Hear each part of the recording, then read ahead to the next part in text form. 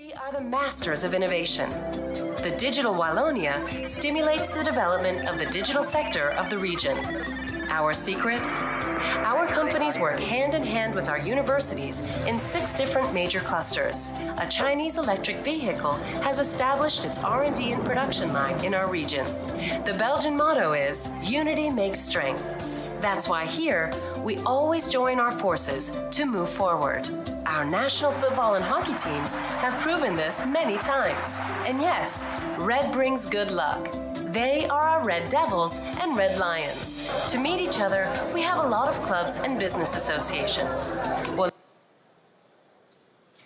Good afternoon, ladies and gentlemen. The InnoVEX 2024 Taiwan-Belgium Innovation Forum is ready to start now. The 2024 Taiwan-Belgium Innovation Forum is a conference co-organized by the Office of Industry Academia, Co-Creation of National Yao-Ming Jiao Tong University, and the Wallonia Export Investment Agency. Together, they have invited experts from academic research entities and executives from universities, enough companies in both Taiwan and Belgium to share the stories behind their innovative technologies and companies. Next, let me introduce the organizing units of today's event, OIAC and WEIA. To advance industry-academia collaboration and foster international innovation, National Yao-Ming Jiao Tong University established the Office of Industry-Academia Co-Creation. This office aims to deepen the university's contributions to industry-academia exchanges, expand its influence, and nurture talent of global competitiveness and innovation. And the Wallonia Export and Investment Agency is the public service in Wallonia, responsible for attracting foreign investment to Wallonia, Belgium, and stimulating foreign trade by assisting companies established in region with their export endeavors. Ladies and gentlemen, at the beginning of today's event, let's welcome HUANG, Vice President of the Office of Industry Academia, Co-Creation at National Yao-Ming Jiao Tong University to deliver an opening remarks. Welcome! Woo! I have my fan. I know. You know that, right? So, President Ling, Director Brander, LACHAPELLE, and all the guests here. I think it's really our honor. This is the 2nd year, in fact. Last year, we actually signed MOU with the WSL. Today, we're going to sign MOU with the UCLouvain. So together with the government, accelerator, and university, now we are really in tie-up in terms of the relationship with the Belgians. So let's give a big round of applause for that.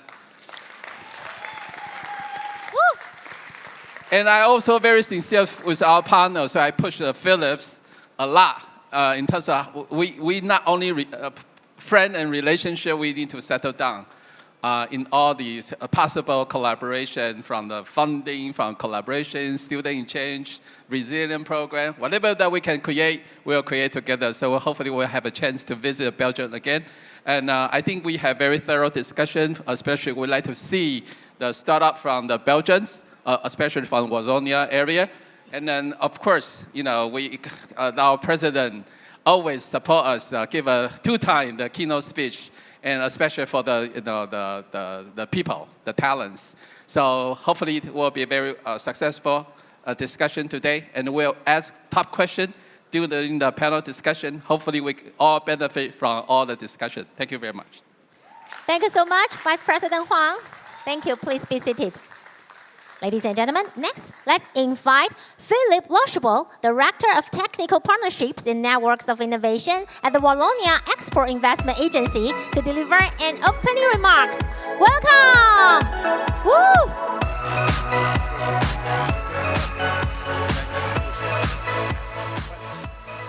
Thank you so much for having us here, and especially all the honorable guests that I don't want to give the name of everyone because I would take my 2 minutes. But this is deep from my heart.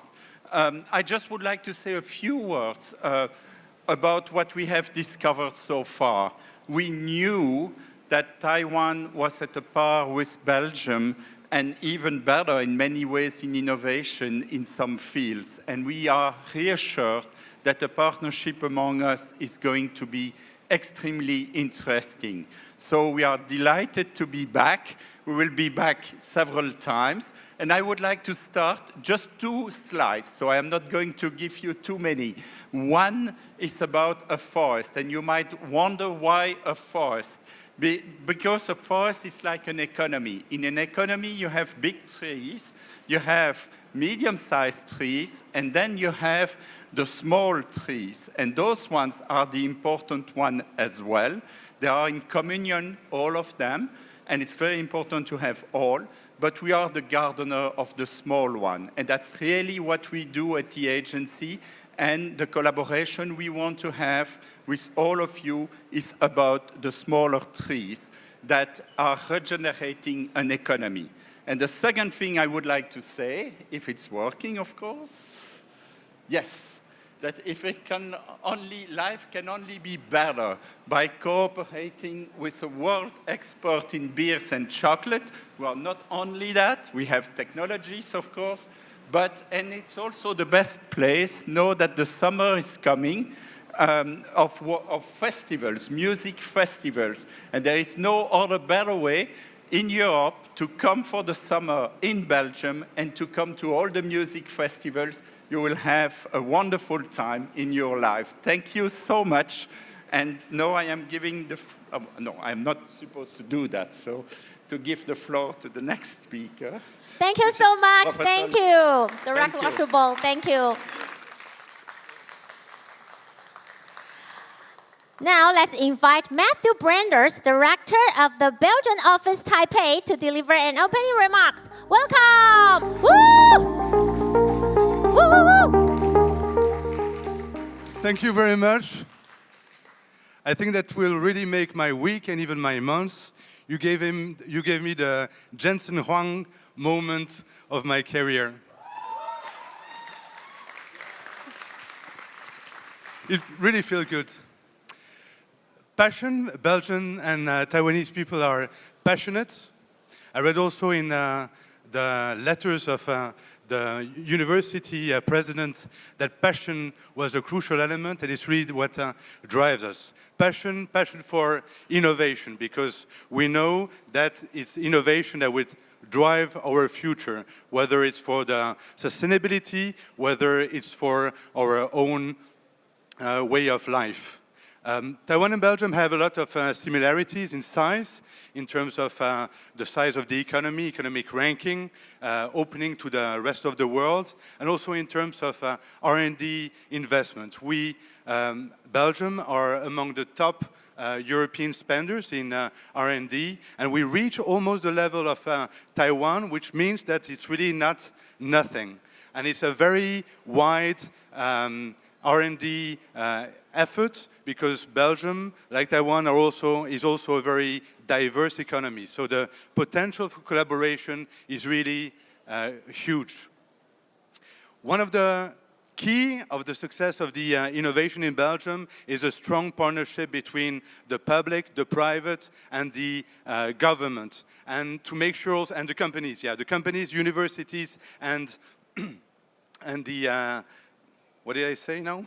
I'm losing myself, but you got the point. And that's really, and also because of the size. And I think that's also an argument which is working for Taiwan, because we are small, just in terms of population. It makes an ecosystem where people know each other and where you have confidence, where you can be seen as an honest broker. I'm really happy to be here to be on the stage, to witness this ongoing collaboration. We'll have a lot of examples of actual successes of university spin-offs or collaboration between the industry and the academic, and I look forward to following this seminar. Thank you very much. Thank you so much, Director Branders, for your opening remarks. Thank you. Next, let's invite Chi Honglin, President of National Yangming Jiao Tong University, to deliver an opening remarks. Woo! Welcome. Thank you. I was here last year, and to ensure that I will be invited again this year, So I set up an office of academia industrial co-creation and led by HUANG. So he's now the director and the vice president of the university for that endeavor. And as I expected, he invited me to come here again. And later I will give a short talk about the recent development in the university, especially in talent cultivation program. So I saved the time for the last, and thank you, Philippe and Matthieu, and also the director Wu from the government. Usually in Taiwan, we say 4 entities: 产官学研, industry, government, academia, and research institute in Taiwan. So this is truly a witness such kind of collaboration on co-creation platform. So thank you, Hank, for inviting me again. I hope you all will enjoy this evening, this afternoon. Thank you very much. Thank you so much, President Ling. Thank you. Please be seated. Ladies and gentlemen, next we are going to sign an MOU between NYCU and UCLouvain. But before that, I would like to introduce IAPS to everyone. IPS founded in 2013, IPS from National Yangming Jiao Tong University is a tech-oriented university startup accelerator. To date, we've worked with more than 750 startups and lab techs. Each year, under our programs, our cohorts raise 10 to 11 million US dollars.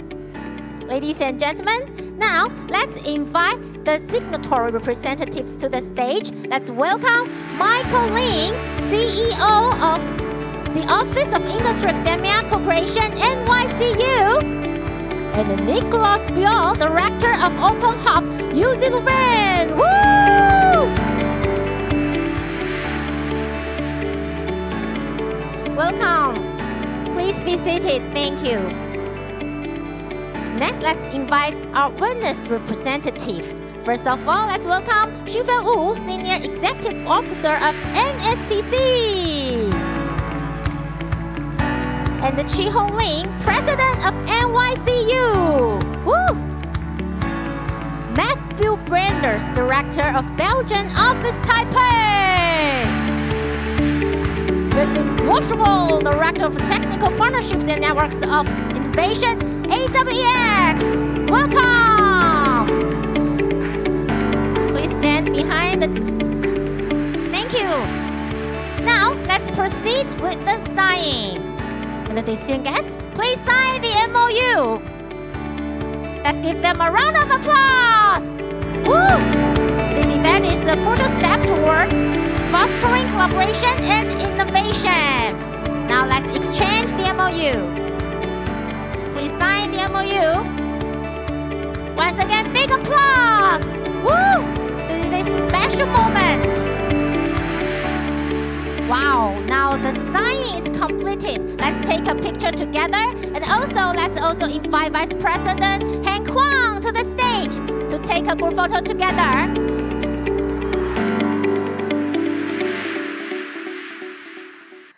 Please stand up. Please stand in the middle. Thank you. Let's take a group photo.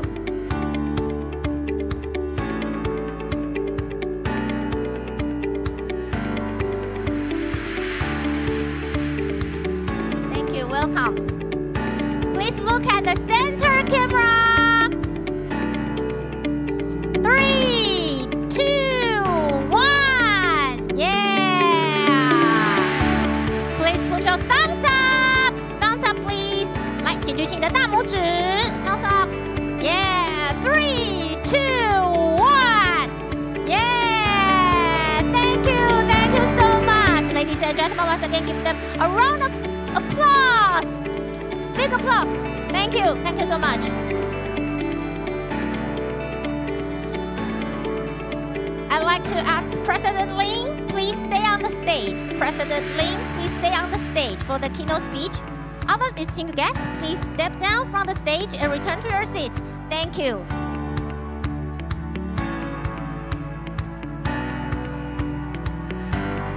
Ladies and gentlemen, now we are going to begin our first keynote speech. We'd like to welcome President Ling to give us the keynote speech. The topic is Trend in University Talent Development. Let's give President Ling a round of applause. Welcome. Okay, thank you. It's me again. I just went down there to double check the time. You know, this is the first talk, and we are actually 2 minutes ahead of time, so I'm pretty relaxed, okay? So today I'm gonna talk about, as I just described, recent development in NYCU. NYCU represents the name of the university, which is pretty long, National Yang Min Chiao Tung University, and what we have been doing and what we are heading for. So there are two parts. So first, to describe who we are, okay? So it's NYCU resulted from a recent merger, recent mean it took place 3.5 years ago between two universities. So one, on top of it is National Yang Min University, located mainly in Taipei, and is a biomedicine focused university, relatively small, around 4,000 students and faculty members. And this is NYMU, okay, was founded in 1975 with a purpose of achieved what we call health equality. Okay, so in Taiwan, like many other countries, the healthcare system and resources are somehow focused and accumulated in the urban area. So the rural healthcare delivery has always been the problem. So in 1975, this is our state university. The government invests a new medical university, and with the aim of cultivating talents. And we also have some, in the early days, we need to serve the countries, okay, for the years, around 10 years, okay? So that's the purpose in the beginning. But in 1994, pretty much the vacancy in the rural area has been filled. So you had to switch. So in 1994, the university transformed into a more comprehensive university. And again, the mission is also adjusted. Now, I'm in tow pursuing the academic excellence at that time. So this is between 1994 and year end of 2020. Okay, so this is a brief history of Yang Min. And at the bottom, you can see that this is Chiao Tung, the other part of the NYCU. So Chiao Tung was initially back in 19th century in Shanghai. Okay, that's the year after the war between Qing dynasty and Japan. And of course, the Qing dynasty lost badly. Okay, so that aroused some new thoughts. And at that time, away from the Beijing in Shanghai, the founder set up a engineering major university. Of course, started with Engineering Institute.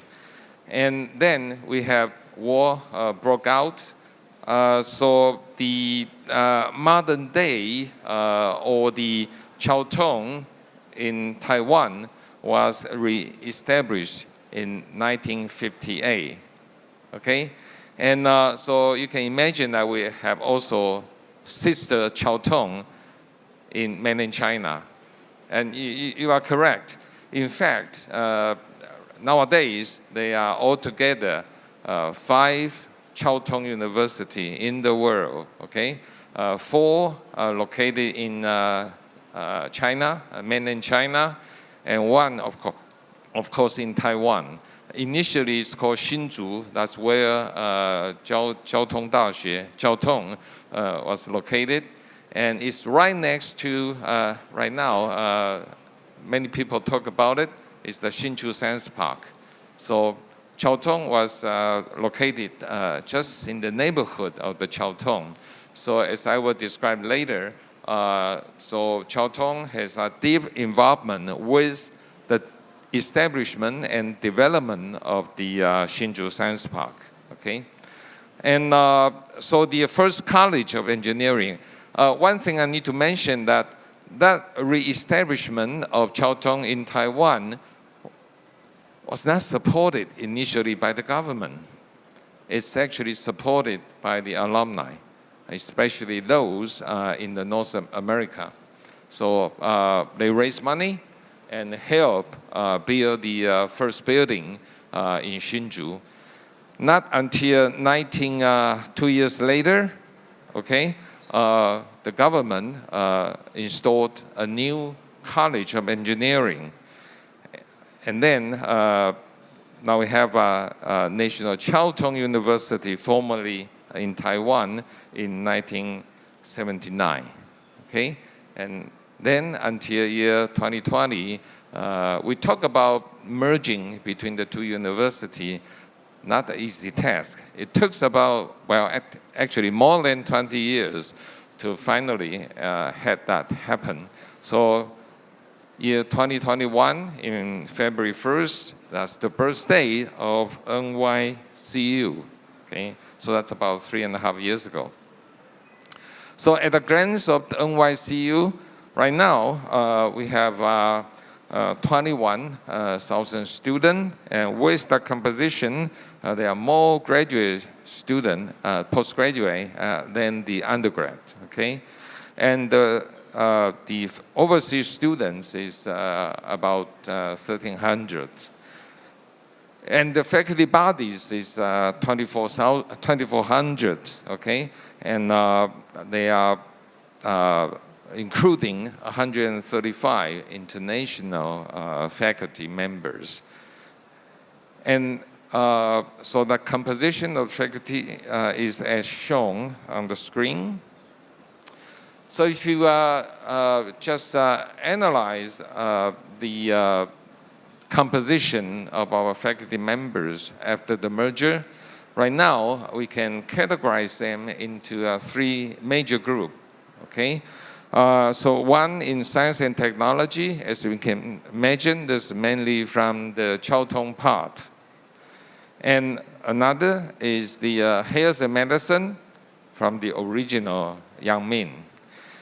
And both Yangmin and Jiaotong have some proportion, some faculty bodies in the humanity and arts field, but relatively small. So for outsider, they thought about Yangmin, thought about Jiaotong, and now maybe also NYCU, while they say this is a technology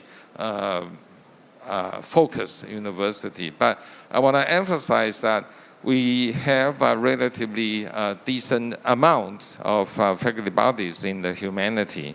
And so the overlap of these 3 areas is composed nowadays NYCU. But not only that, we also have School of Management and Law School, and also other component we think is very important. So that's shown on the left bottom side to really elevate our major focuses, the 3 big circles. We need to also integrated approaches through the management school and through the finance activity, and also shown on the slide, we think academia industrial collaboration, and now we call it co-creation, are also very important and powerful tool to really elevate us into the next step. So if you break down the academic structure, we have right now 20 colleges, it's a lot, right? It's a lot. Because I think you can all imagine that the merger took place only 3.5 years. And one of the most difficult part is to organization or reformation, quite like the commercial merger, okay? Although in commercial merger, the driving force is relatively easy, right? Just, efficiency and money-making capability. That's a single goal. Whereas in the university, in academia, there are some alumni who really are embedded in the memory in the back. So it's difficult. We are moving through that processes. As you can see, if you break down these three parts, there are 5 colleges in the arts and humanity area, 9 in the science and tech, and 6 colleges in medicine and health. Okay, so just especially I want to introduce this content to our future partner, University Louvain.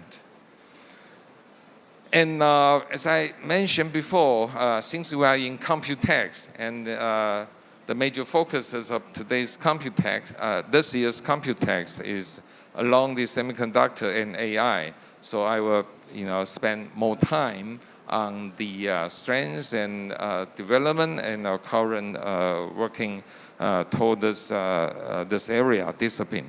So the right-hand side shows our previous achievement, okay? The first transistor in 1962, integrated circuit 1 year later, and so forth and so on. So I think it's suffice to say that Jiao Tong, I also need to say, together with our colleagues, university, we somehow nourished the Taiwan's semiconductor industry, especially those in the Hsinchu Science Park. Now, so we together with other universities, we forms the pillars for Taiwan's semiconductor industry. And NYCU served as the cradle in the early days. Now, the size, you might have some impression upon why I say that the semiconductor is a major focus. In the lab button, you can see that there are 160 faculty members. This is those who study hard-code semiconductor. As a comparison, we recently have signed a collaboration with Purdue University. So this is one of the major engineering university in the United States. By the same account, Purdue has less than 20 faculty members focused on the same definition of semiconductor area, whereas we have 160, okay? And for students, more than 2,000, okay? So this is, I say one of the largest workforce, maybe in the world, I would say, okay? Now, NYCU, especially the Guangfu campus, shown here, Guangfu campus, and the original Jiao Tong University, located in Hsinchu, of course, and it's surrounded by the Hsinchu Science Park. And for those who are familiar with how the Hsinchu Science Park was developed, it's a really good example of how government collaborating with the industry. Through what? Through the national institutes I shown above. So these are government-funded research facility in the early days that helped the industry to really adopt the new technology or the what we call high-tech basis. So initially, the university and the research institute led the industry. Nowadays, it's the other way around, right? the industry is now so strong that in terms of resources, they are much, much richer than the university, and also the sizes of the human resources. But this is the early day layout, and the National Institute still plays a very important role in leading toward the next phase of the semiconductor development. So if you look at this, you can see that it's, for example, we have a national measurement laboratory, and we have TSI on the right bottom part. This is the driving engine from the very early days. Now the government want to renew in the new government plan to renew the TSI facility. So this will be a major investment. And we are hoping that this will be located in the same area, because the current TSI is actually located in the Guangzhou campus.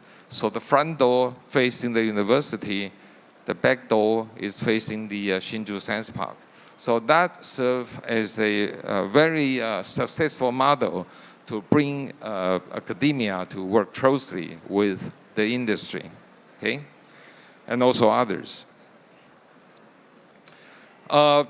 Again, some history. 65%, this is a recent poll, that 65% of current CEO, top level, or founders of this major industry are alumni of Yaoming Chiaotong, the previous Chiaotong, and currently NYCU, okay? And so these are some of the familiar names in the area. Okay, so just have a look. Okay, so that's past. So what I'm moving now is, what are we going to do next? Okay, especially based on what we have achieved, based on the microelectronics, semiconductors, and of course, now that we are merged with medicine major university, so are we going to bring in any new domain, new discipline? Okay, so that's what's next. So we formulate this, what we call NYCU, the next projects. And the goal of this project is, we think we are pursuing for the next leap in science, the next trend in technology, the next advance in applications, next generations of workforce, and we want to see what's the important step for the next generation of talents, okay? And to do the next cultivation of ecosystem. So that's sort of the goal of the NYCU Next project. And what's the feature? I think as a university, the most important part, of course, is written in Chinese. It's talent cultivation, basically, okay? There are at least 5 ways of talent, cultivate talent, okay? Now, so the features, in addition to the talent cultivation, we think the AI and semiconductor, or silicon-based semiconductor, still, although we have new compound semiconductor, new materials on the horizon, but still the AI semiconductor is still the major focuses and still the main basis of our work right now. So we envision the co-development of AI with mainly silicon-based semiconductor, although we are also involved or also put efforts in other new materials or compound semiconductor. And talk about talent germination, cultivation, a few slides later. And workforce mobility. it seems that nowadays, I don't know where the young people go. Every fear are crying about lack of younger generation workforce. Okay, so where are they right now? Okay, so I think the trend is still moving toward that way. So if you say come back, no, it won't happen. Okay, you use restrict regulation to use agreement to really lock the young generation down into one work, one places, one company. It won't work. Okay, so we need to face the challenge and face the fact that the young generation, they have different thoughts. They're going to pursue their own career. So we thought that we have to admit that the talents need to be more mobile. So how to increase the mobility so that the the workforce become more fluidic, okay? And then that might be contribute to more area, more disciplines, not like in our ages, the loyalty to a company is one characteristics, but probably not now and probably won't in the future. So sharing through the increased mobility, we should start about thinking sharing this human talents, okay? And of course, they need to have other adjustment to really have that view, but that's sort of a vision. And I talk about academia industry co-creation, what we meant by co-creation, okay? We have some example. This is thanks to the COVID-19 online operation, either meeting, teaching, is penetrating into almost all areas. So the hybrid online and on-site education and training become not only acceptable, but also essential in the modern day education. All right, so about the co-development, AI and chip, okay? It goes hand in hand. So I use this diagram to sort of describe our sort of current endeavor. We think the semiconductors serve as the roots and the trunk. It's very basic, very important, okay? And we have already relatively strong base on that, okay? And the branches is the AI, help to fruit out in different area, different application, different utilities, mainly in the area of medicine, health, and also in humanity and other areas. So this is sort of the general idea. Now for the workforce advancement, this is the outline for what we are doing right now, especially with our collaborating partners, collaborating university abroad, okay?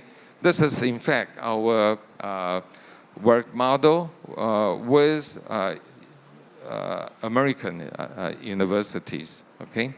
Mainly Purdue and U of Illinois system. And recently, we're going to adopt this platform also to our collaborating university in Japan. So you can see that we call this Semiconductor Workforce Advancement Program, SWAP, okay? And so this need to be worked together with our partner university. On the left-hand side, this is what are happening right now with Japan and with the United States. Of course, this is also thanks to the CHIP Act funding from the US government. On the right-hand side, this is not only the university. We also have some partner university in Taiwan, also under the support of Taiwanese government and some national institute, as I referred to before. TSRI is the main one, and also the ITRI, the Institute for Technology Research, ITRI, you know ITRI, right? Okay, don't have to explain that. Now the content is on top, so that including the online courses, language courses, of course, student exchange. Because for the semiconductor and microelectronic education training, it is very important to do not only the lecture-based education and training. It needs to have combined with some hands-on experiments, and also later with some internship in the company to really, help the full spectrum training for the workforce. So internship shown in the center is very important. Workshop. Now to facilitate the exchange student, we have also experiences on establishing dual degree program with our partner universities, especially those abroad, okay?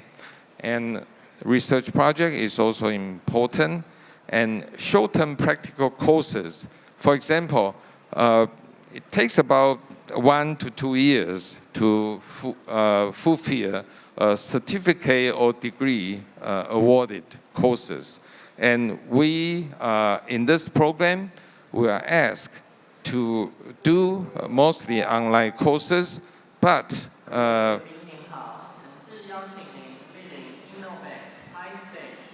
they are welcoming us. Okay.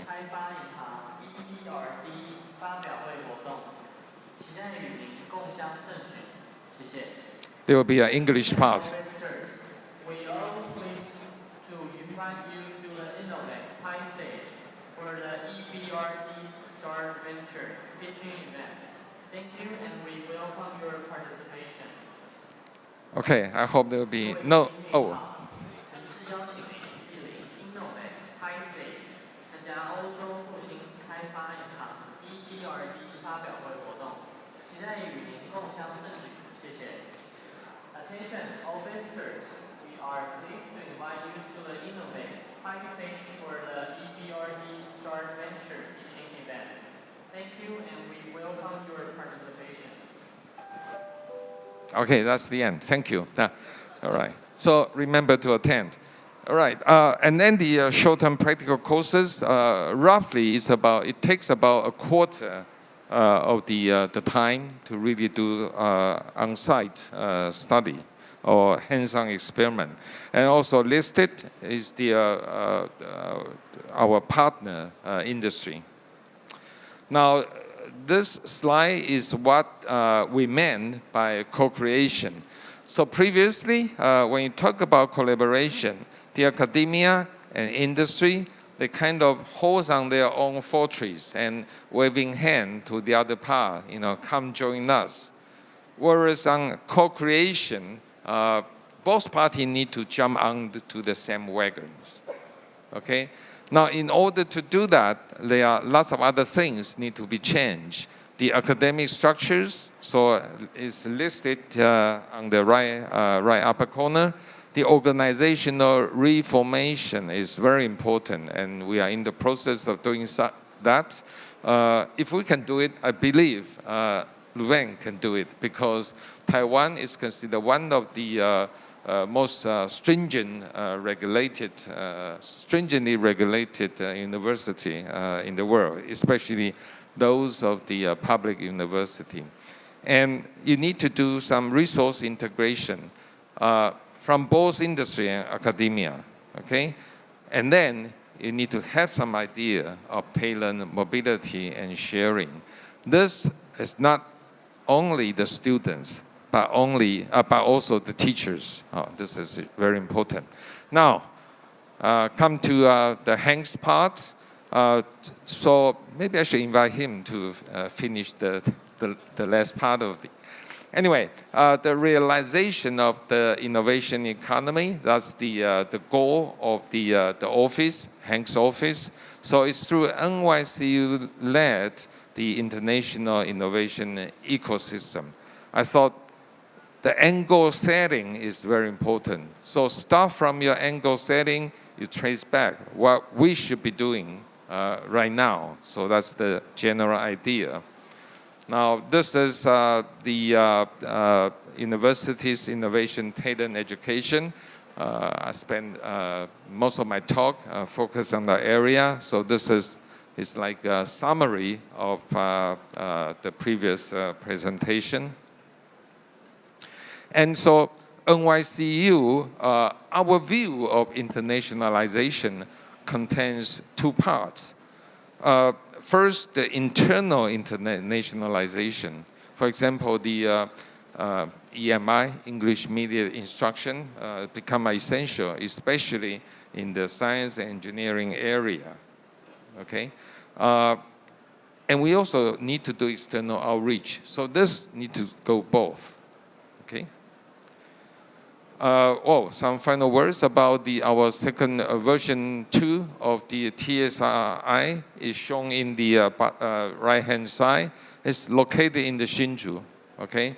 And we are hoping that, the final decision will be made by the end of July. And this is the planned location of the TSI 2.0. And NYCU, the next project, we are in the process of have a new building. It's called NYCU The Next, okay? And the light railway system, there's a stop right in front of this complex, okay? And the location of these three TSI 2.0 NYCU The Next can take advantage of the entire campuses, our research strengths of the Kwangfu campus of NYCU. Okay, so it's not isolated in a corner of some place. It's located in the center of the university and at the center of the Hsinchu Science Park. So NYCU The Next, this is another view. And there are a couple of research centers.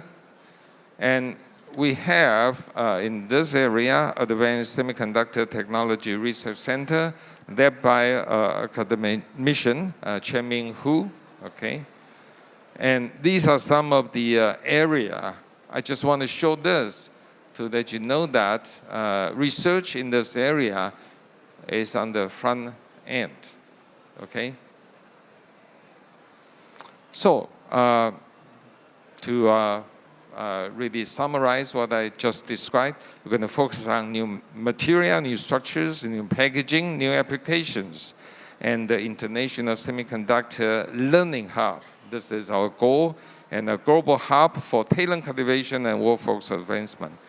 I talk about hybrid online, on-site courses, and most importantly, I think in the future, for the the features of the semiconductor education training, we need to set up a collaborative laboratory, because you need to move your students around.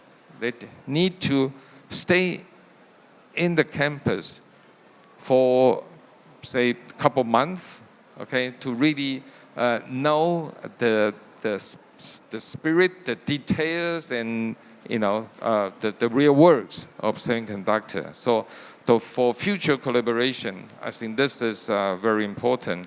And we are now in the process of, really make this thing happen. And of course, dissemination of knowledge and promoting AI semiconductor industry in general population is also our goal. So together, I hope that we can go far, much farther than we are right now. Thank you. Thank you so much, President Ling, for your wonderful keynote speech. Thank you. Ladies and gentlemen, let's invite our next speaker, NICOLAS BIOUL, Director of OpenHub, UCLouvain, to share the topic, UCLouvain and the French-speaking Belgian cluster of artificial intelligence, TRAIL. Ladies and gentlemen, please welcome Director BIOUL. Thank you. Good afternoon, InnoVEX. How's it going? Good. So, well, to start this presentation, it's going to be a bit more about just UCLouvain and the artificial intelligence in Belgium. We are really going to talk about 5 things. First, and the most important part, the strategic European plan to keep Europe's regions open and competitive. And then we will derive 2 initiatives in Wallonia, the place UCLouvain is taking within these initiatives, and finally, how UCLouvain is helping companies through OpenHub to build sustainable open source innovation. Now, let's start with what we call S3, Smart Specialization Strategy.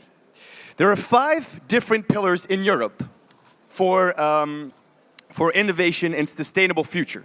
You can see them here: resource optimization, climate biodiversity crisis, health and food, inclusive society, energy transition. And each region in Europe, including Wallonia, has developed plans within these pillars to try and implement solutions in the real world. You can see them here. I am sorry, the slide is in French, but it's not what's important. Just to show you that Wallonia has developed many what we call strategic innovation initiatives to start working in these different pillars. The first initiative we will be discussing today is network and system medicine. Now, network and system medicine is really for connecting precision to care. The point is we have medical doctors, we have a network of people, engineers, companies, we have systems, so medical devices, softwares. How do we put the 3 together in a melting pot, actually shake the box and have something interesting come of it? Well, this is what network and system medicine is actually trying to tackle. And we're not just tackling it within hospitals.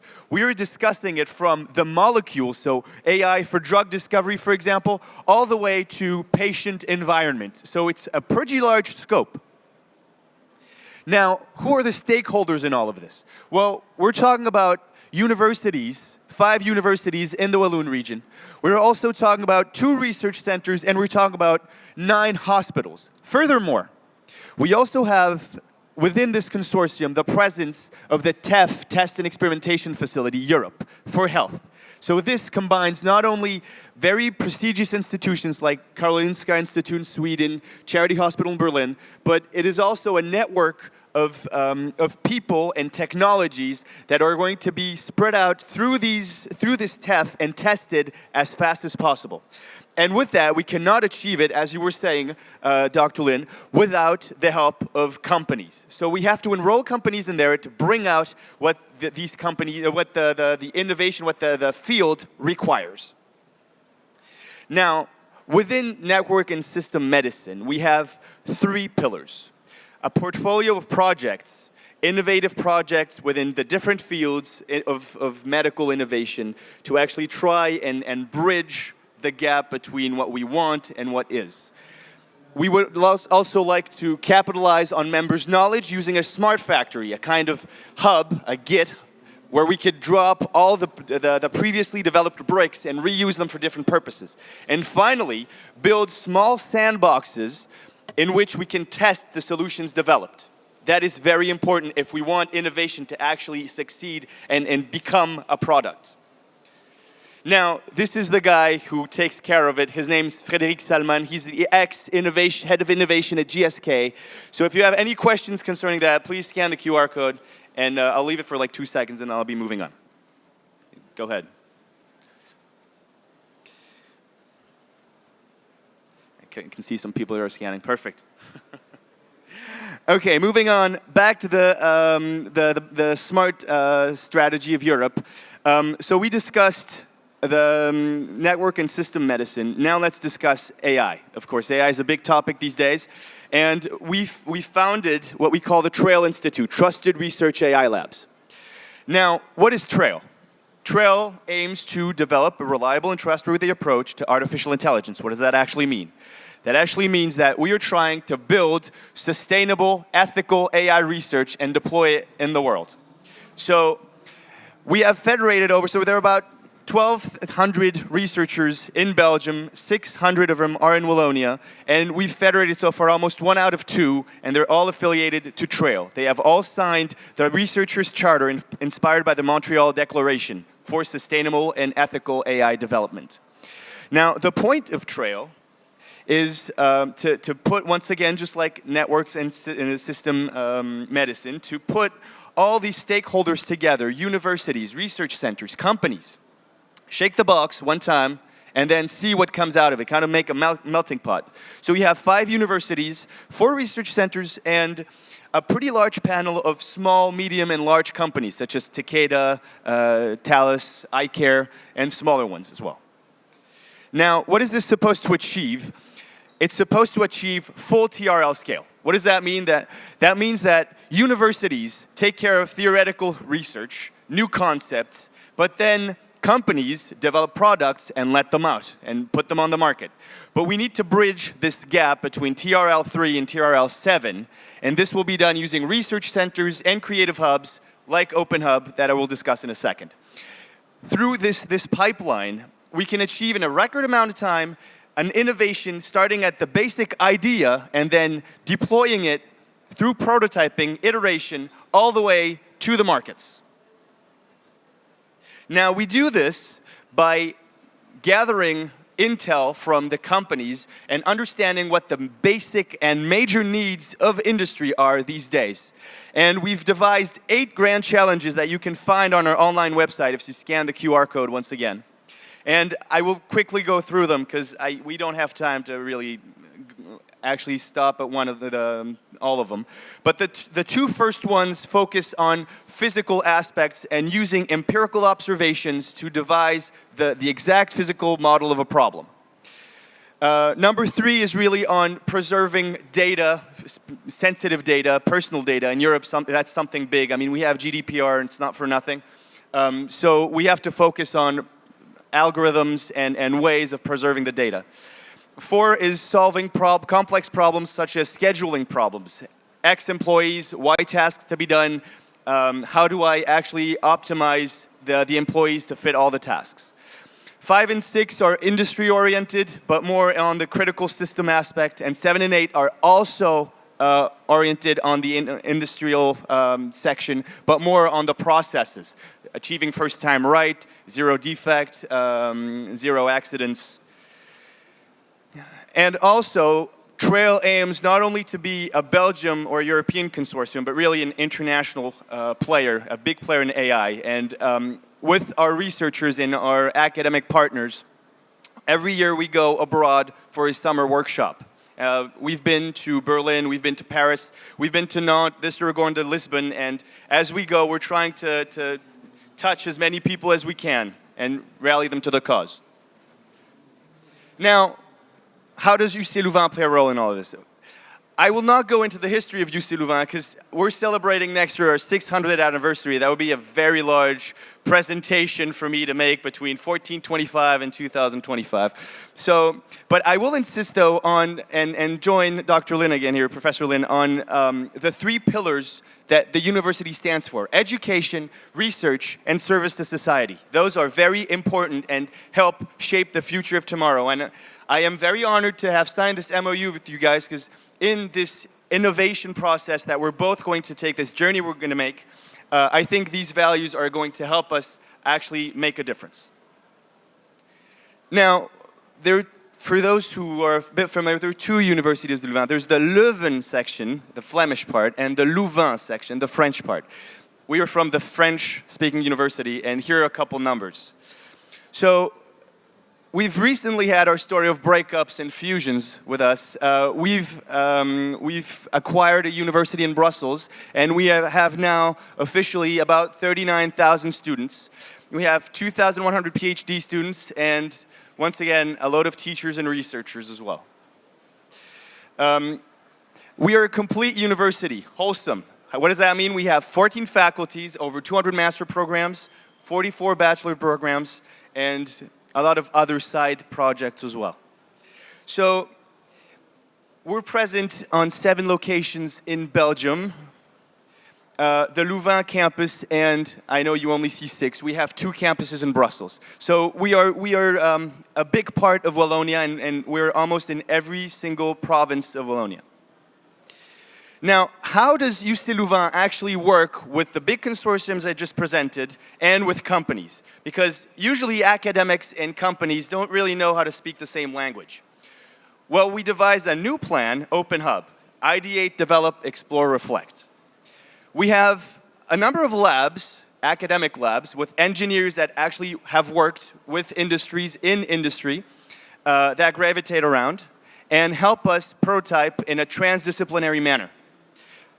This means, so ideating, finding, developing, validating an idea, exploring, finding new ways of using technologies, keeping track of what's on the market, developing, designing a product, a service, tailoring something to a person's needs, and finally reflect. And reflect's probably a very important aspect that has been a lot neglected these past years, is really how my solution is not only going to fix the problem, but how does it impact our environment, ourselves, society, and it's an important aspect that a lot of people tend to forget.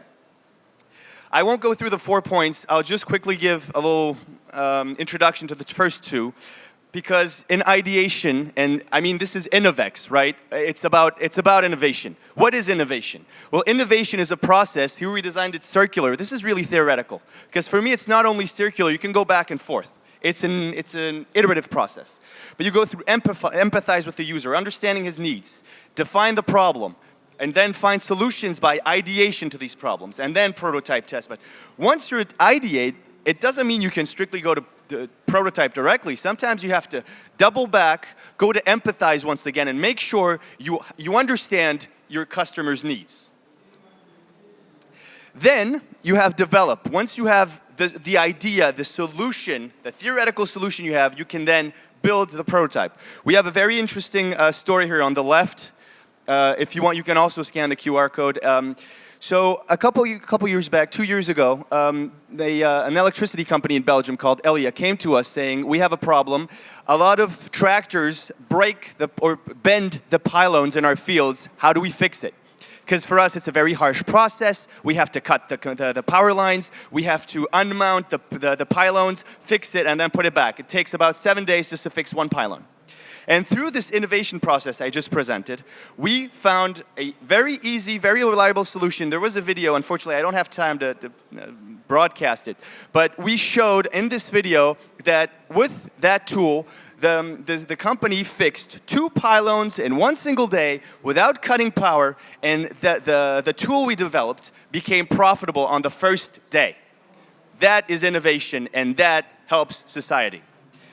Now the next one is on the right, an example of transdisciplinary work we've done, where we took a simulation of the city of Brussels with a small company in Wallonia and showed the difference between 30 kilometers per hour and 50 kilometers per hour in Brussels.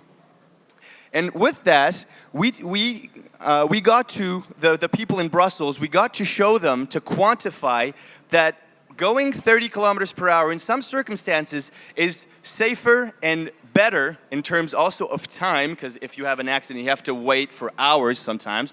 So it's a smarter way to actually move along, and it's almost danger-free.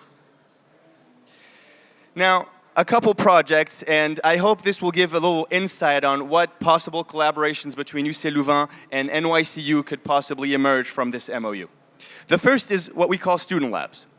Every year, and starting from this year, we have students, international students from Texas A&M, from Harvard, from Tongha University as well, and maybe next year I hope NYCU, that will come to OpenHub and help the engineers there prototype, work, and develop products for companies in Belgium. And that's important because it gives the students a little professional experience. That's something that's lacking these days in industry. When students graduate, the companies expect them to have the highest scores and 15 years experience. Impossible. So we want to try and give them that little experience that will make them the difference. Because most industry-related problems are not school cases. They're not something you study. They're something you have to think about. So it's important to give them that little taste. Then, and I will spend some time on this issue, because I think it's something you guys develop. We also have solutions on for the silver economy. The Walloon region is kind of tired of. How come this? What's going on here? Okay. Sorry about that. So the Walloon region is tired of subsidizing for the aging population to go into retirement homes. It's extremely costly, and studies have shown that 50 to 60% of them die the first year. So they contacted a social security, social security company called Partenamut, with whom we are working as well with Interact from Université de Liège, and Télésecours, which is the alert platform in Belgium. Using, once again, the innovation process, we decided to empathize with the user using their data and to build personae so we could test solutions in the medical fields. So we're not building it, we're testing. We found 8, this is going too fast, what's going on? It's probably the presentation, sorry about that. We found 8 different categories that help assess an elderly person. The first is if this person's living alone or not. I mean, daily assistance is important. Second one, cognitive disorder, any neurological accident-related injuries. Vital function disorders, cardiac issues, respiratory issues. Sensory function disorders, so congenital defects, injuries or diseases. Motor functions, paralysis, car-related accidents. And finally, other disorders in parents that don't fall in the previous sections.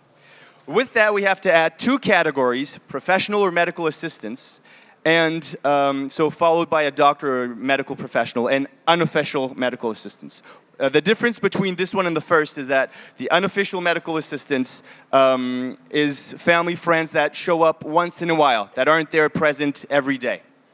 Now, we built 7 personae. We're building a digital twin here of these people to actually understand how they evolve in their world. We talk about Andre here, who's 72, lives in Namur, and he will be the basis for our digital twin in order for us to develop a way to test technologies in the field. Now that we've empathized with this user, now that we've understood his daily life and what problems he has and how he evolves, we can now, there we go, we can actually build his apartment. That was actually a fun little fact. And we actually went online on different websites to see houses for sale in that kind of aspect and reproduce them. But from that, we can actually now define the real problem. And the real problem is when one of these factors isn't going well for the person, usually that person gets institutionalized. Now, we want to select technologies that fix these issues. And this goes through fall detectors all the way to activity monitors. So AI-driven systems using different sensors that will crunch the data and be able to alert when some abnormal behavior comes out. Now, we devised 3 tests to test each of these technologies present on the European market. First of all, the solution easy to install. We want plug-and-play solutions. We don't want to start connecting to Wi-Fi, finding the right MAC address, starting to drill holes in all kinds of walls. Second test we did, we focused on fall detectors. This is important. There you go, a little video, where we actually set the room in different modes and fell at a certain number of times. We have to have an extensive data set on that if some of you are interested. And finally, the most, I forgot about the metrics, I'm sorry. So what we want is to understand how good these technologies are. And with the recall and the precision, we can actually fuse them in an F1 score that will give a general idea of how the technology is doing. And, and base this, this metric on the number of false detected, if it were true positive, false negatives, and so on. Now, the last one, and the most interesting and innovative solution we found was time series testing, testing AIs. And how do you test an AI? Well, you give them a testing data set, and you want to see if it reacts correctly to that data set. So we found, we took our persona, we found all its activities, we drew them ourselves, and all the people surrounding him. And then we built a kind of empirical scheme in which every day his life moves around. So he sleeps in the morning and he wakes up, he goes to do his hygiene, he has lunch and so on. And then there's a very interesting part where there are activities that are both they're common, so that both his family or friends and himself do. And that introduces a new notion that we need activity hierarchy. So we have daily activities. Why is this going so fast? This is not right. I'm sorry about that. Anyways, daily, weekly, monthly. So of course, when he's shopping, he's not going to have breakfast or lunch at his house. When he has family visits, he is not going shopping, and so on. And then once we have this, this way of treating activities, we can actually see the person evolve in his own house. And this is interesting because we don't have to deploy these technologies in people's houses. We can actually simulate it. One day can simulate about 3 months of data. So what a gain of time.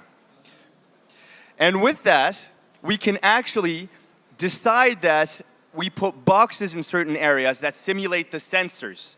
And when the person moves, this sensor is triggered. So we can fill a whole Excel sheet with the person's whereabouts in his house every single minute of every single day during 5, 10, 20 months, and then go in manually and change some data and then feed that to the AI. And with that, we can actually quantify how the AI is performing. So I think with this MOU signed, and with your expertise in silver economy, I think this is a good starting point for us to start exploring possible synergies together. I believe this is it for me. I think I have still a teensy-wincy bit amount of time, so if any of you have any questions, I'm here to answer them.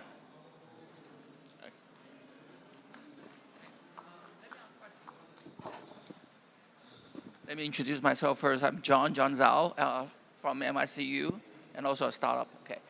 Since you call your hub the OpenHub, so I assume that you will invite some of us from the from Taiwan or from other countries to join you. How can we join you in the OpenHub? As a company, as a startup. So as a startup, why join OpenHub? What's the point? Well, the point is to gain access to academic science knowledge and a speedy and efficient manner of prototyping and testing an idea. So if you're a startup with already an actual product, an MVP as we say, you'll probably not be interested in coming to work with us unless you want to kind of upgrade it and try a new idea you have. But if you have this idea and you think this idea is credible and feasible, then you have a partner to actually build this prototype with you and test it in a real environment. Does this answer your question? Thank you very much. Any other questions?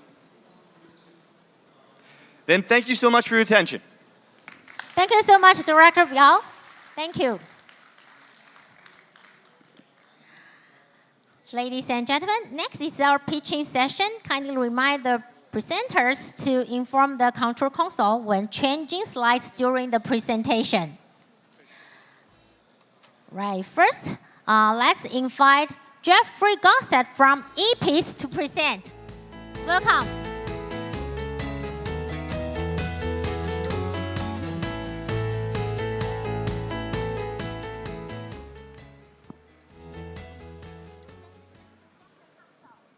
Okay. So, thank you very much for this opportunity to pitch EPIS at InnoVEX. EPIS is a fabless semiconductor company, spin-off of the UCLouvain. What we do is that we develop and commercialize solution integrated circuits manufactured in Taiwan that aim at extending the battery lifetime of devices. Why? Because if you think about it, batteries are a major problem, both in industrial applications and in consumer applications. In industrial applications, the cost of replacing batteries can simply destroy the reason of being of your application, just because the total cost of ownership of that application will become so huge that it's often better not to deploy sensors in industrial applications. And on the consumer side, the pain for consumers to replace or recharge batteries is very often leading to very poor customer experience. On top of that, can you come back to the previous slide? On top of that, batteries have huge environmental impact.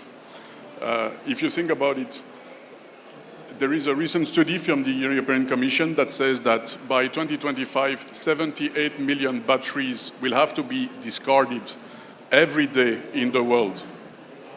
And the main problem is that still today, a huge portion of those batteries end up in landfills, which means the materials that they contain leaks into the nature.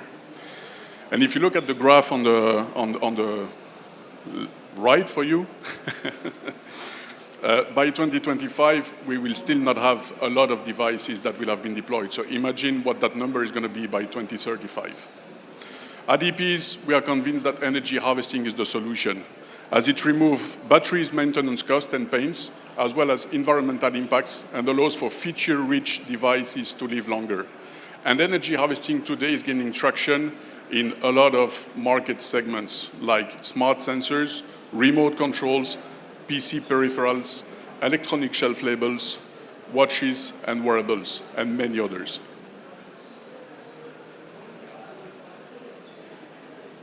But what is energy harvesting? Energy harvesting consists in replacing primary batteries that contain heavy metals and that are very toxic to humans, animals, and nature by small rechargeable elements that will be recharged using energy that comes from the environment of the device.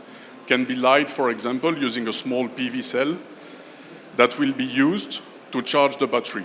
But to do that, you need something in between, a power management unit that will extract as much power as possible from the energy harvester, and while protecting the battery, convert this energy provided by the energy harvester very efficiently to charge the battery. But EPs is not only about energy harvesting. Our core business is extremely low power semiconductor design.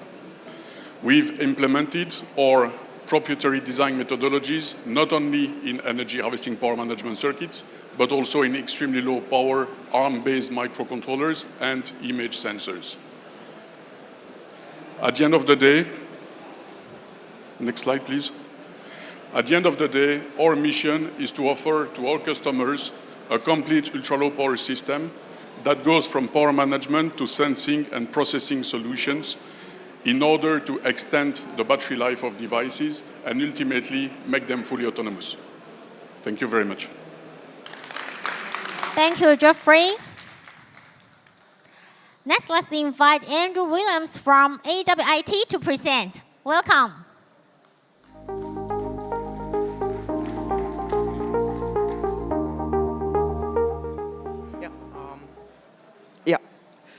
You can go next slide, please. Okay. Yeah, so company is composed by a lot of processes. We can say, for example, HR management, accountability, or even stock management, manufacturing, e-commerce website. Next slide, please.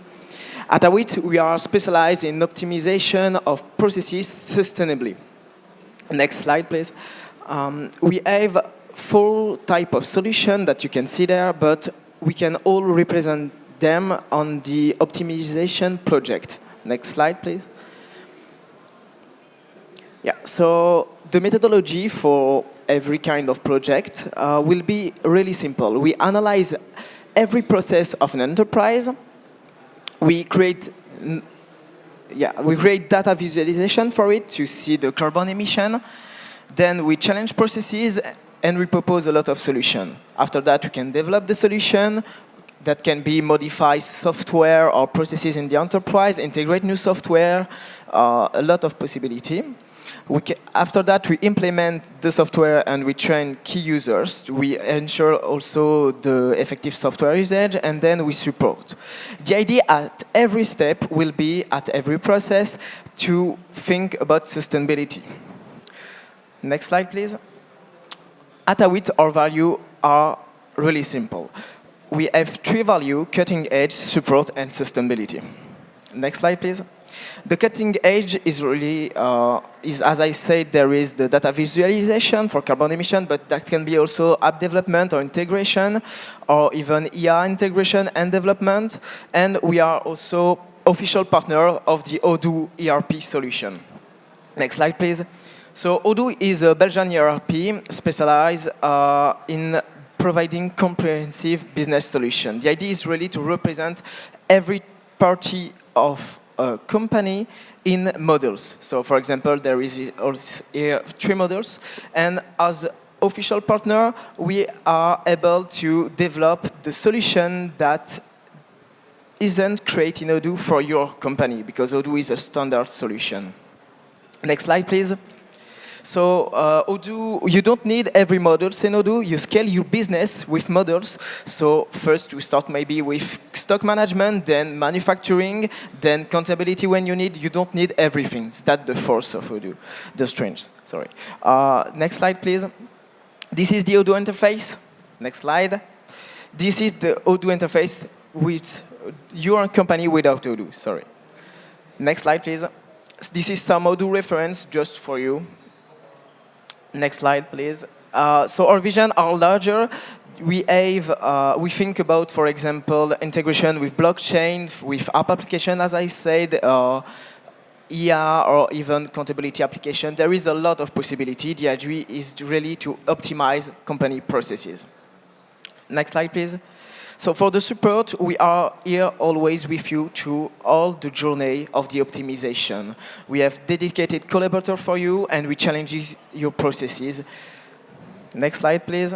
For the sustainable optimization, we have developed our own methodology for analyze and eco-friendly development. The idea is really to reduce carbon emission and have a complexity of the code really simple, code, and quality of code really be improved. After that, we have developed our own solution for data hosting optimized. The idea is really to work on the deeper part and really reduce cost and also carbon emission with the data hosting. Next slide, please. Thank you for listening. I'm Andrew Williams. I'm 21 years old, and I'm the CEO of AWIT. Thank you, Andrew. Next, let's invite Junming Zhu from Intopix to present. Welcome. Okay, thank you for joining this time. So next slide, please. Intopix is a very famous company in the world, actually. So Intopix is founded 2006 in Belgium. We have very innovative compression technology to the worldwide. So we have video image sensor compression technology through IP core and software. We are providing our solution to wide range of applications such as automotive, professional AV, industrial vision, consumer electronic. We have over 150 customers in the worldwide. Next slide, yes.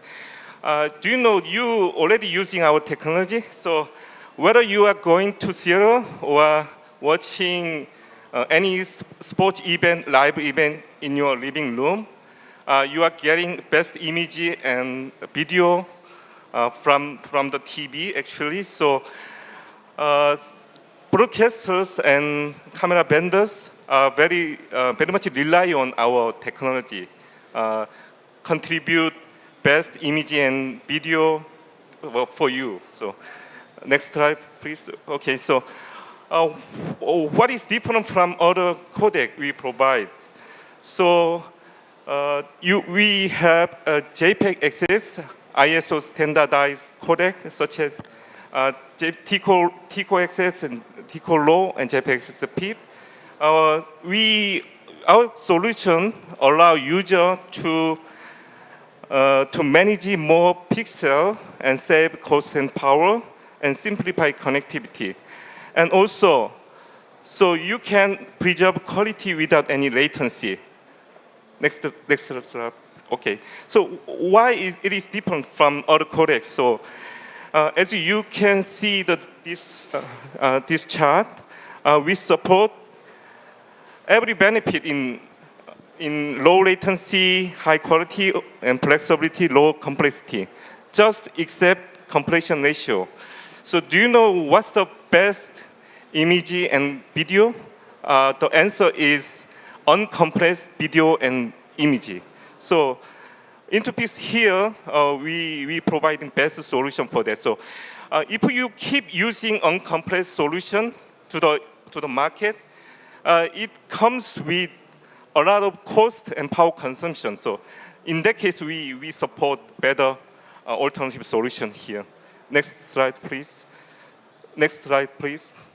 Okay, so we are providing our solution to this kind of field. This field, so you can confirm, so this field need best image and quality.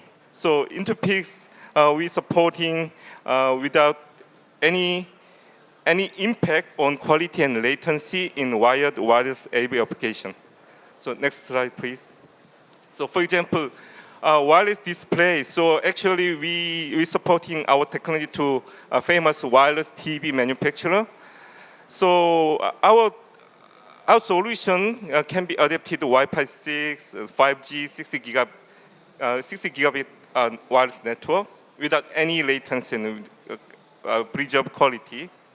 Next slide, please. So for the automotive market, actually we are a very specific solution to the self-driving and infotainment system in car. So you can think about the car manufacturer, they don't like compression technology because they worry about safety issue. But we don't make any latency and we don't make any quality drop. So right now, tier 1 automotive companies start working with us. Next slide, please. Next slide, please. Yeah, this is final slide. So we support zero latency and lossless quality. So compare with similar to uncompressed video low payer. And also we support low bandwidth, reduced cost, power consumption, unlike general codecs such as H.264 HEVC. So you can find our advantage here. So next slide, please. So if you have any question, so please email me here. Thank you for attention. Thank you, Mr. Juminju, for your presentation. Thank you. Next, let's welcome Maxime Graven from Mechanic to present for us. Welcome.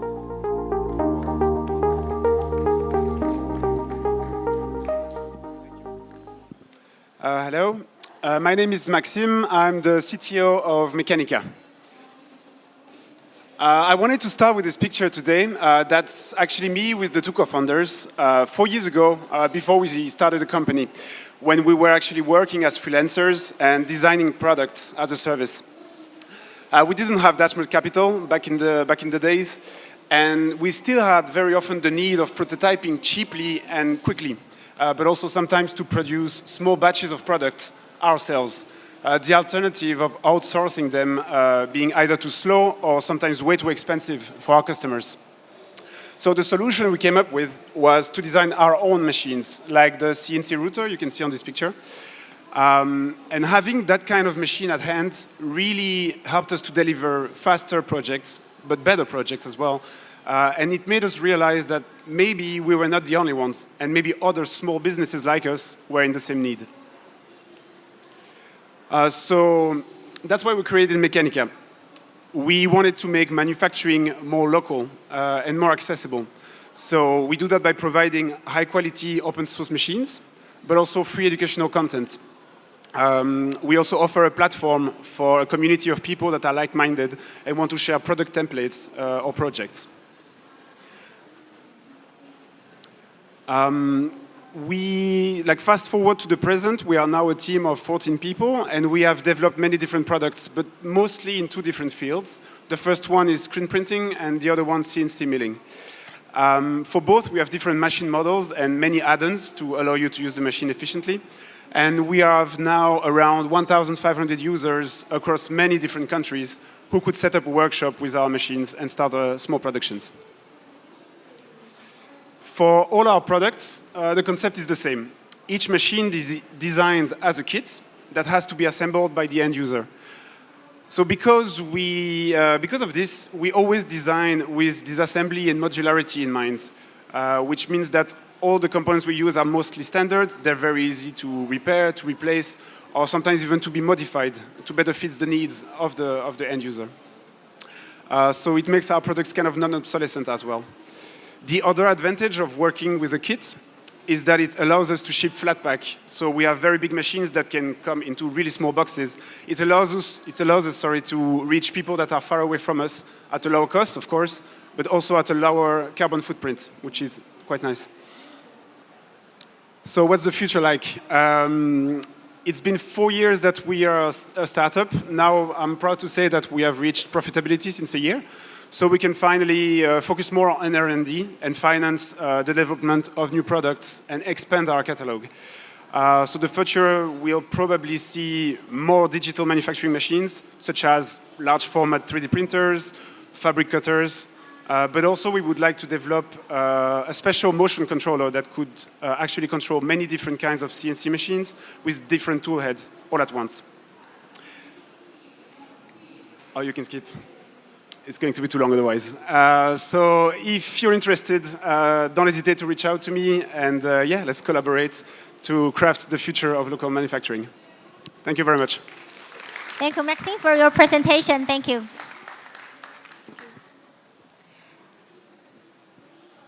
Next, let's welcome Pascal Di Vincenzo from Open Engineering to present for us. Welcome.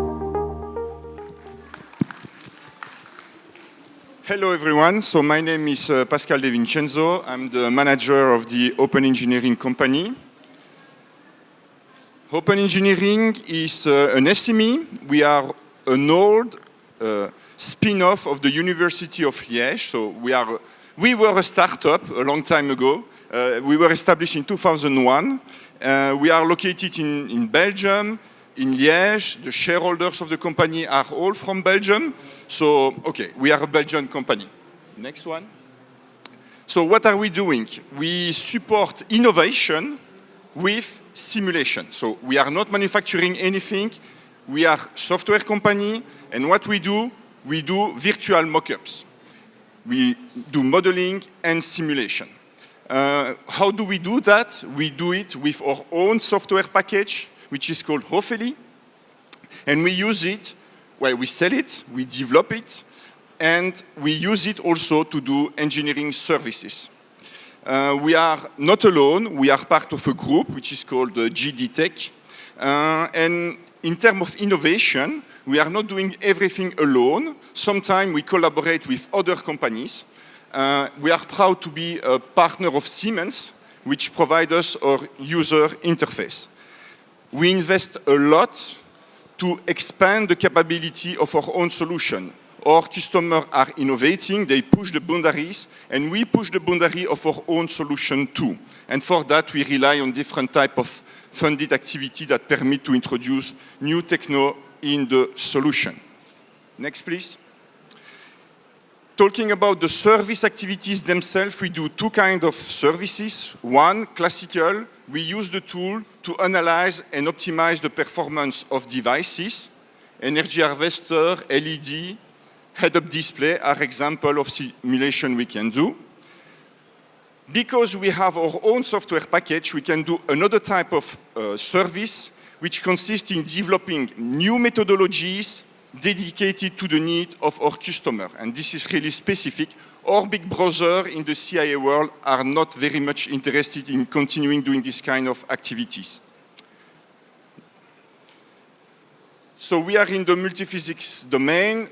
We cannot do everything, so we focus in three areas. One is transducer, MEMS, and microsystems. very popular here. Typical example, it's a non-silicium device, piezoelectric one, accelerometer and gyrometer. Those that are presented here were developed in France by the French Onera Aerospace Lab, and now are used in aerospace and defense application. The second domain, activity that started at ESA, European Space Agency, in the domain of combining mechanical simulation and optical simulation. We developed the tool to permit and enhance this kind of simulation. Now we have used this to simulate optical MEMS. So you have an example here of a head-up display for the automotive industry. And we do that by combining our solution with an optical software solution that is quite popular. Next slide. The third domain we are much interested in is fluid structure interaction. Again, an activity that we started to do for the European Space Agency. And in the framework of that activity, we combine our tool with a flow solver to develop fluid structure simulation environment used for aerospace application first, now used to do thermal management in various domains. Simulation workflow, that will be my last slide. So at Open Engineering, we developed the solver and we expand it. We are partner of Siemens that gives us access to a professional user interface, very popular. And that interface permits to do parametric model. We are able to exploit that parametric model, to optimize the performance of the system. If you are curious to get more information, you have our website and you can contact me directly online and on LinkedIn. Thank you. Thank you, Mr. Pascal Di Vincenzo, for your presentation. Thank you. Next, please welcome Philippe Bajot from D2D3 to present. Welcome. Thank you. Hello, everyone. My name is Philippe Bajot. I am the CEO of D2D3. D2D3 is a company that works for municipality and also for government for help them to manage all the services inside their cities. We work around a mapping system, and we have built for share all the data for every services in these cities. Okay.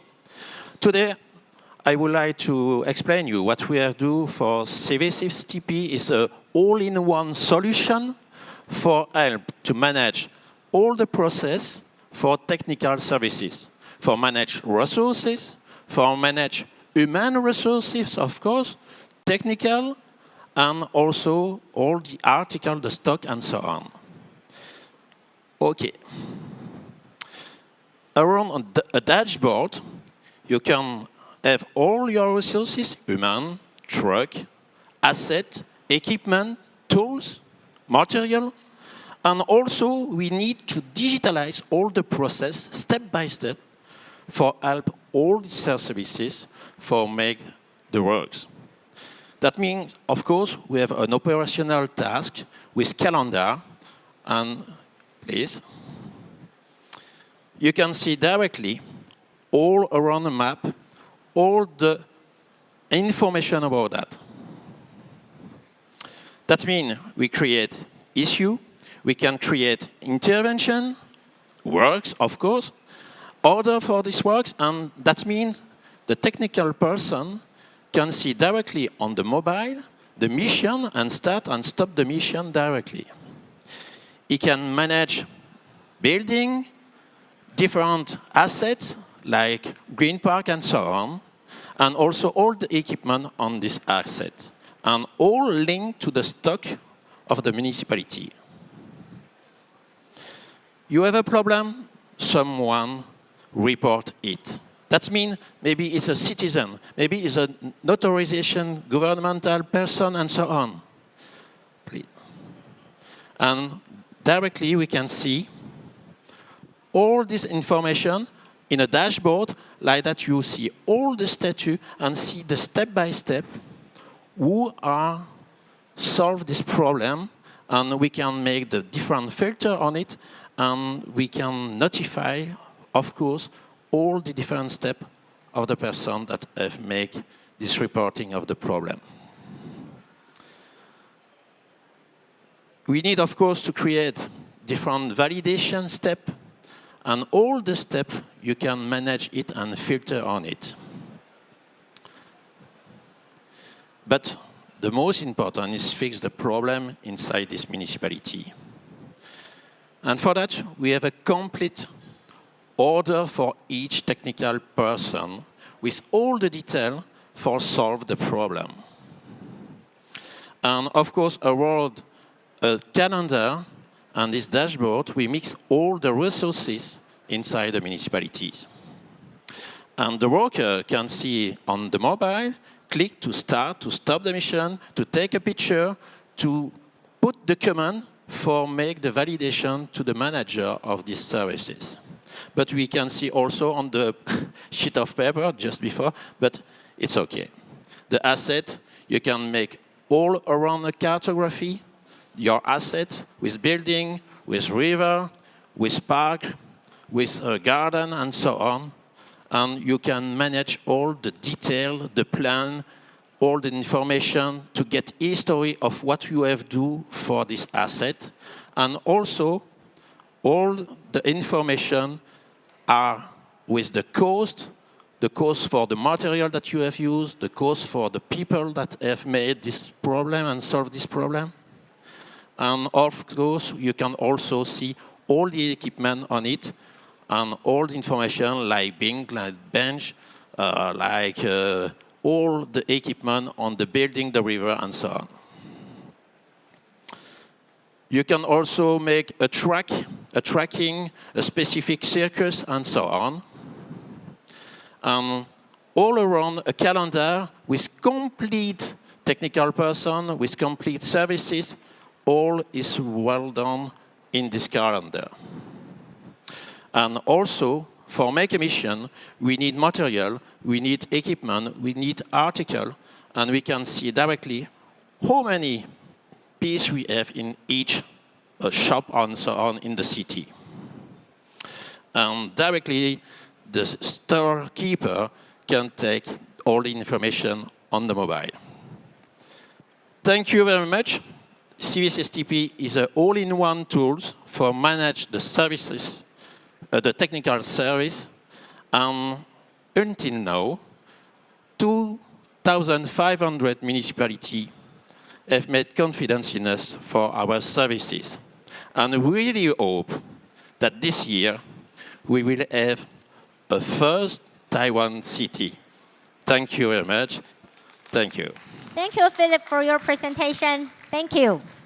Ladies and gentlemen, next time it's time for panel discussion on SMEs innovation in Belgium, Wallonia, and Taiwan. Let me introduce the company representatives who will be participating in the panel. First, Fiducia Edge. It's a high-tech software company specializing in providing edge computing, security, and privacy protection technologies. And the next is German Tech. Their products are characterized by innovation and market value, providing high security applications such as data storage and feature activation. The next EPIS is a fabulous semiconductor company which aims at developing ultra-low power, high-performance circuits. And next, WSL is a deep tech accelerator supported by the Wallonia Regional Government Assembly since 2000, and it has accompanied more than 150 companies in Belgium over the years. All right, so. And also our moderator, Dr. Hank Huang, the floor is yours. Thank you. Since we have to end at 3 o'clock, so we only have a few minutes left, right? So, but I would still like to give a double John, right? John and John. 1 minute to introduce your company before we can start. So how about the Big John first? Big John for no. Big John. Oh, okay, I'm fat. Okay, good. Okay, I'm John Zhao, and my company is called Fiducia Edge. Fiducia is the Latin word for trust. So we are a software company that are building trust edge computing technology. Some of you guys are talking about connected healthcare and all the IoT solutions. I would love to talk to you. We protect data and AI model confidentiality and security from their sources. Looking forward to work with you. John. Try it. All right. Thank you. Hi, I'm John Chang. We're from German Tech. So German Tech does hardware security protections across a few levels. First of all is counterfeited chip problems.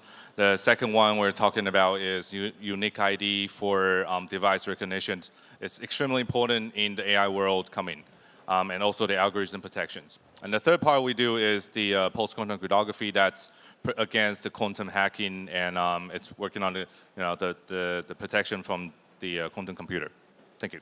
Yeah, I'd like to come back to the WSL, right? Because we signed the MOU last year. We'd like to, how about you like to introduce a little about WSL, what you can do offer for the Taiwan company to Belgium then?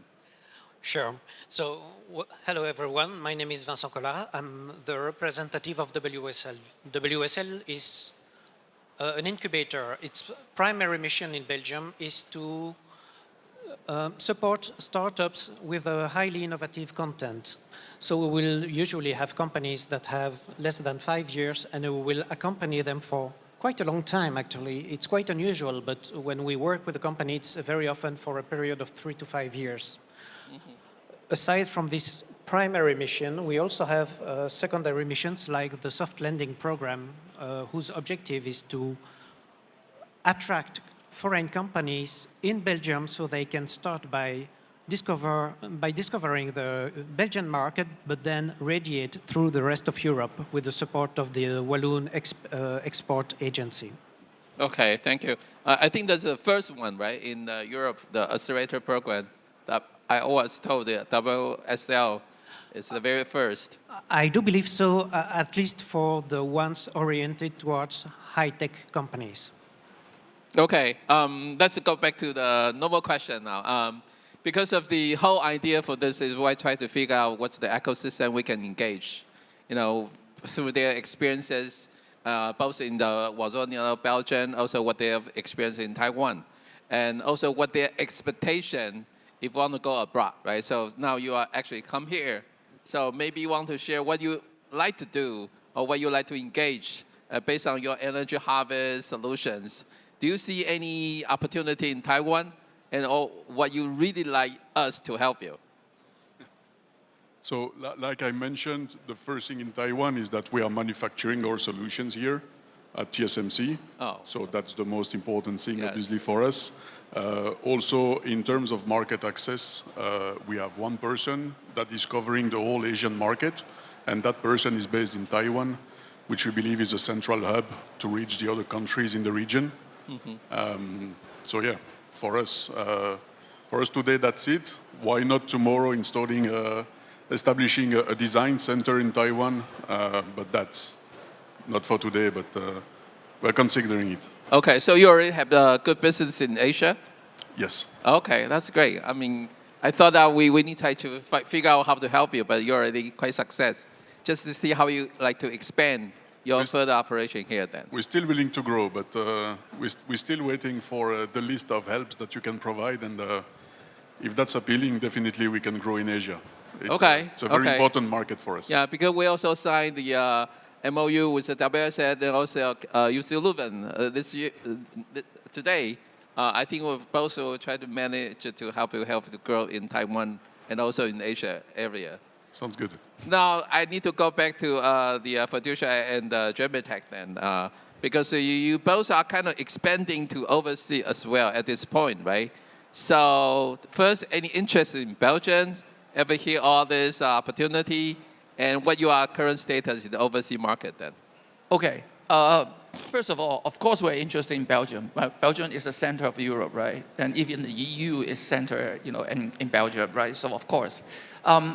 For Fiducia Edge, our next stage, actually really next stage, starting from next year, will become hopefully will become an international company with our probably set up a holding company in one of the countries we are already investigating. And along with that, we also would start some overseas subsidiaries. And one of them will be indeed in Europe. And we are now thinking about, of course, Belgium is the one of the possibility. And that's the reason why I was asking the question about OpenHub. We really see whether we can actually join you guys and not only to basically help us to have a, kind of a station there, but also see whether we can work together, because some of the things that you talk about are really kind of have a lot of synergy. So looking forward to that. And beyond that, we of course would like to also expand into ASEAN countries. For those, we hope that we can work with you in, to do. So. Okay, thank you. How about German Tech? Yeah, so we are already an international company, as we said, holdings overseas. But at the same time, we see a lot of benefits from Belgium. For example, multi-languages, the Netherlands, Germany and the France. It's very close to them, the locations and also the language they're speaking. And at the same time, they do have very resourceful research power. So within the whole area, and and I know they've been building a lot and very aggressive from the Wallonia as well. So these are the very fundamental attractions that makes the startup or the corps they want to move there and start building from there as well. But because you mentioned about post-quantum cryptography, right? So it's more in the business side or in the research institute at this point? We believe their research is very strong, so we think that's actually a very good starting point. As PQC, they're still working on the algorithms, but at the same time, we know Belgium has been developing and putting a lot of efforts on these research topics. So not just that, also the side channel attack, etc. So these are very attractive to us as well. Okay, maybe there's a chance, we can see if, UCLouvain will be interested too. Yeah. Sure. Yeah, I also want to mention about the talent issue. We are also looking for international talent. To be honest, I myself is not a Taiwanese. I'm a Canadian. And I'm actually working in US for more than 30 years and being a DABA PI for a long time. Among our staff, there are 2 Frenchmen, 1 Malaysian, 1 really American, and everything. So we are actually looking forward to expand our, workforce and really work with people in the Europe. So hopefully we can really have an in-depth collaboration. Thank you. But then I would like to back to Vincent then. What WS really can offer for international company to the Wallonia, for example? Any good example that you can show us? Well, there's definitely a need to start a new company in Europe because it's a very specific market. So first of all, what we'll do is help you create your company. There are legal aspects that are not so obvious for when you come from abroad. So this will be the first step of what we call the soft landing program. Once your company is created, WSL will provide basically the same services as they will provide to their own startups. We will help you integrate as quickly as possible the ecosystem of Wallonia and Belgium in general, not only the companies. We have 200 alumni approximately from WSL, but we also know the whole ecosystem of Wallonia and Belgium. We also know pretty well the governmental stakeholders like the government, the universities, the public investment bodies, for example. All these structures can be easily accessed thanks to WSL.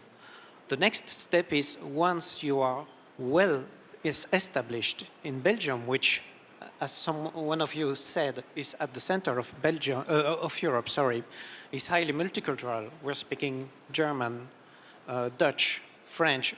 Basically, we have the languages of, I believe, 65% of the GDP of Europe around us. We can then help you expand to the rest of Europe, and this is done with the support of the Walloon Export and Investment Agency that you met earlier during the presentation. Yeah, but I was told the EU sounds like it's a united, but it's not, it's very still independent in a way. So to expand the business is not that easy. Is that true or not? So for example, start with the Belgian. I'd like to go to France. Is that easy to just go to expand? Like people like go to places like US, right? So I can easily expand to the different states relatively. How about in Europe in general? Well, it will probably depend on the kind of activity that you have. Not all companies need to have a subsidiary in each of the countries. Maybe starting from Belgium and staying in Belgium will be enough to cover the countries around us. If really you need to have another foot in these countries, at least what we can do is, well, it's going to be easier to understand how to do that from Belgium, definitely. And in addition to that, we will probably be able to find people to represent you in these countries from Belgium, because we will find someone who knows the language. Okay, so certainly you're familiar with the whole Europe, and you have multi-language, and you actually have more diversified the talent to help the growth of the company, I guess. How about from Belgium to Asia? Do you face any challenges when you do this expansion in business? Because it's very tech solution, right? So is that makes things easier, or actually there's a lot of challenges when you go to the global market, by your experiences? Well, our move to Asia has been quite light so far, so I cannot be a good judge of exactly what are the challenges. We didn't create a subsidiary company in Asia. Like I said, we have one person in Asia that is covering sales for the whole Asia-Pacific area. So it's more like sales rep and try to sell your products? Yes. Okay. So with that, I mean the Gemitech, I think you are almost everywhere, right? You're US, Europe, and you are Australia. So what's your plan? How are you going to manage all these kind of expansions? So we definitely need a lot of local support for sure. So, and also local talent pool. That's also very important to us. So we do have, we're working on. So we'll be building the subsidiary in different countries that can take care of different. It definitely depends on the purpose of this company on site. Some of them may be for research, some is for collaborations. But no matter what, we're actually working with some of the countries that imported their human resources to Taiwan. We train them, and at the end of the day, we can send them back to our subsidiary at their local their local home, and that's where we're working at right now. So, and actually, we think it's quite positive on seeing the results.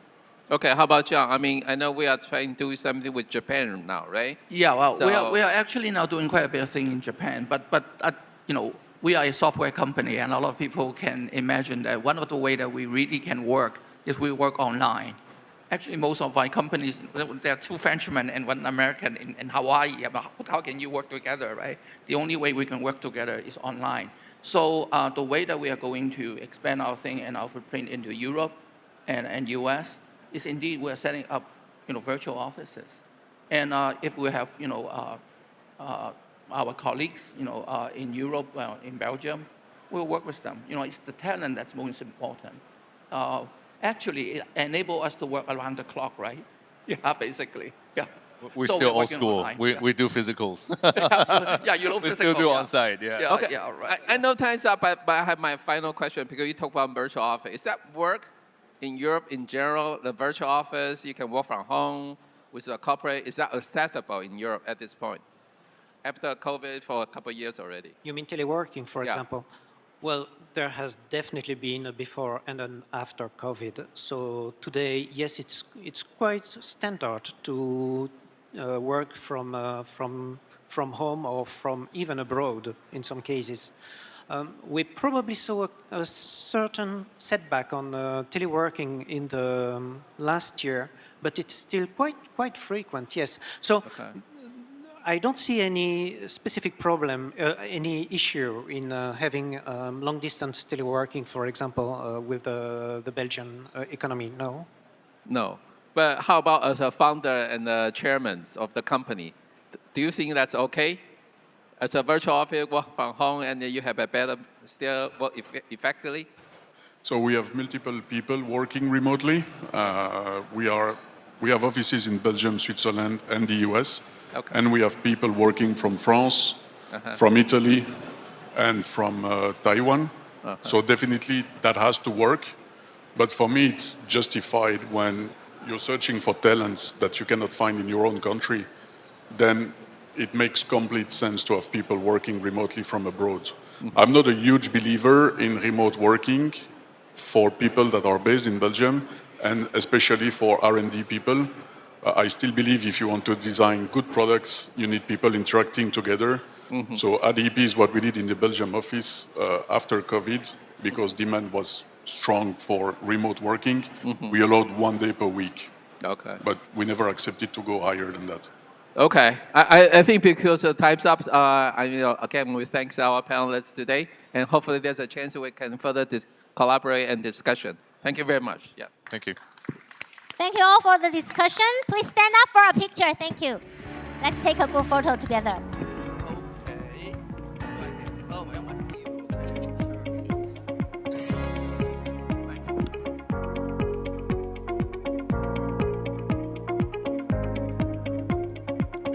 Look at the center camera. We have more guests coming up to the stage. Welcome, welcome.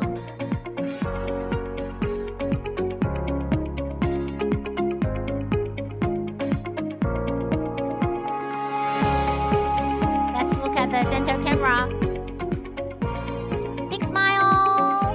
And please put your thumbs up. 来，我们比个大拇指好吗？比个赞 ，thumbs up please. Yeah.